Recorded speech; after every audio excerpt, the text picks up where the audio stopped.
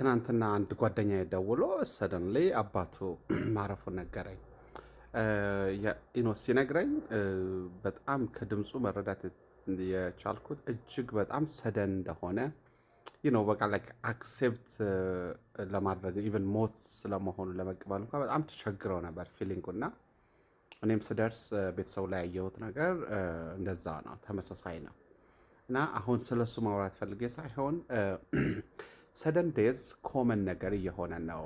አሁን በኢትዮጵያ ውስጥ ብዙ ጊዜ ትሰማላችሁ ነሰሰሊ ትልቅ ሰው ወይም ወጣት ጎልማሳ የሆነ ሰው ወንድ ሴት እንትና እኮ በድንገት ሞተ፣ እንትና እኮ በድንገት ሞተች የሚባለው ነገር ኮመን ነገር እየሆነ የመጣ ይመስለኛል። ስለዚህ እነዚህ ነገሮች ሊቀጥሉ ይችላሉ። አሁን ካለው በተለይ የላይፍ ስትረስ ፕሬሸር እንደ አንዲያግኖስድ የሆኑ ነን ኮሚኒኬብል ዲዚዝ በተለይ የልብ የጤና ችግሮች ከደም ግፊት ጋር ተያይዞ የሚመጡ የጤና ችግሮች ከሰርኩሌሽን ጋር ወይም ደግሞ ከደም ዝውውር ጋር ተያይዞ የሚመጡ የጤና ችግሮች ከጊዜ ወደ ጊዜ እየጨመሩም ሰዎችንም አፌክት እያደረጉ እየመጡ ሊሆን ይችላል።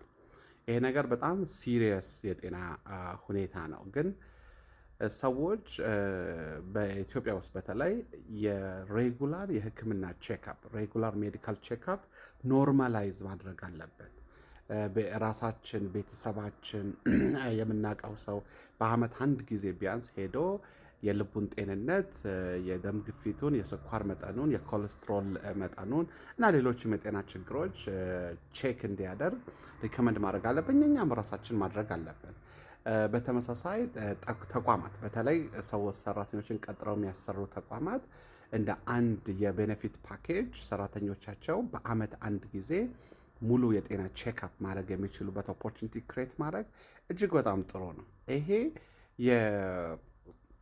ሰደን ወይም ደግሞ ይሄ በጣም ድንገተኛ ሞት መቀነስ ብቻም ሳይሆን አጠቃላይ የጤና ኮምፕሊኬሽን ለመቀነስ በተለይ ደግሞ ተላላፊ ያልሆኑ በሽታዎች ነን ኮሚኒኬብል ዲዚዝ የምንላቸው ቶሎ አይደንቲፋይ ተደርገው ሕክምና እንዲገኝ ብዙ ኮምፕሊኬት ሳያደርጉ አይደንቲፋይ ተደርገው ወደ ትሪትመንት ሰዎች እንዲገቡ ያግዛል። እንደዚህ ሲሆን ሰዎችም ረጅም ጊዜ ታመው ከስራ እንዳይጠፉ ላይፋቸውም ኳሊቲ ኦፍ ላይፋቸውም ሲሪየስሊ ኮምፕሮማይዝ እንዳይሆንም ያግዛል።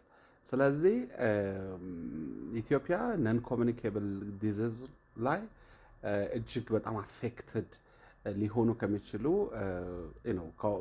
ሶሳይቲዎች አንድ ነው። እስካሁን ድረስ ኮሚኒኬብል ዲዚዝ ጋር ነበረ ዲል ስናደርግ የነበረው። ኮሚኒኬብል ዲዚዝ ስቲል ስፔሱ ላይ አለ፣ ግን ነን ኮሚኒኬብል ዲዚዝ እየጨመረ ነው። ከአመጋገብ፣ ላይፍ ስታይል፣ ላይፍ ፕሬሸር አጠቃላይ በተለይ ደግሞ ከተማ አካባቢ ያለ የከተማ አኗኗር መለማመድ ጋር ተያይዞ እነዚህ የጤና ችግሮች እየጨመሩ መሆናቸው እያየን ነው። ስለዚህ ሰዎች ሬጉላር የጤና ምርመራ ወይም ደግሞ ሬጉላር ሜዲካል ቼክአፕ ባህል ወይም ከልቸር ወይም ኖርማላይዝ እንዲያደርጉ የጤና ባለሙያዎችም አድቮኬት ማድረግ አለባቸው። ኤኒባዲ ይሄ ነገር አድቮኬት ማድረግ አለበት። ተቋማት በተለይ ደግሞ ቀጥረው ለሚያሰሯቸው ሰራተኞች ይሄን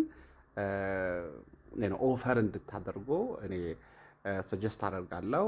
ሁላችንም ደግሞ ስለዚህ ጉዳይ አይ ቲንክ በደንብ ማውራት አለብን ብዬ አስባለሁ። ሰደን ዴዝ እጅግ በጣም የሚረብሽ ነገር ነው። በተለይ ቤተሰብ አካባቢ ሲፈጠር፣ የምንወዳቸው ሰዎች አካባቢ ሲፈጠር ስታዩ በጣም እጅግ የትም ቦታ ቢፈጠር በጣም አስደንጋጭ ነገር ነውና እነዚህ ነገሮች ደግሞ ቶሎ የጤና ችግር ቶሎ አውቆ ወደ ሕክምና ካለመሄድ ጋር የሚመጡ ነገሮች ናቸው እና የሕክምና ቼክአፕ ማድረግ ሙሉ ምርመራ ማድረግን የቤተሰባችን አንድ የዓመታዊ እቅድ በአመት ከምናስቀምጣቸው እቅዶች ውስጥ አንዱ መሆን እንዳለበት ሪከመንድ ለማድረግ ነው። ከዛሬ ከገጠመኝ ነገር ጋር ተነስቼ አመሰግናለሁ።